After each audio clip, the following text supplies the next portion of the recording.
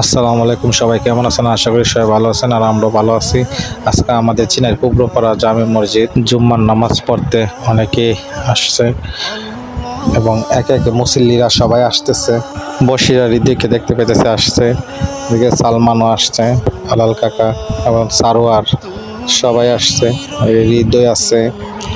এবং জুম্মার নামাজের দিন অনেক বিদেশিরা আসছে এবং মসজিদে আসার পর সবার সাথে দেখা হয়েছে এবং মুসল্লিরা এসেছে এবং আমরা মসজিদের ভিতরটা আপনাদেরকে দেখাবো।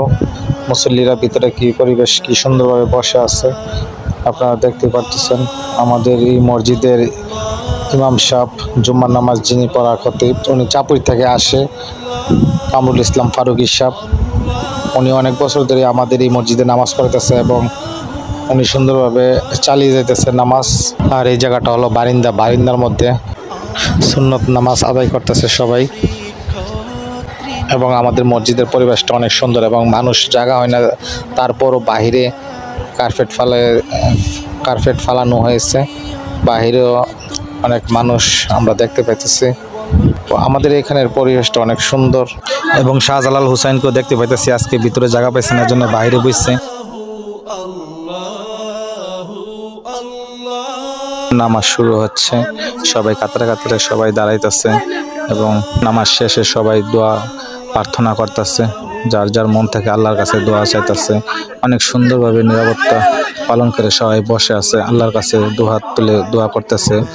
এবং নামাজ শেষ হওয়ার পর সুন্দরভাবে মানুষ বাইর হইতেছে। আলাল কাকাকে দেখতেছি, আলামিন ভাই আছে সাথে,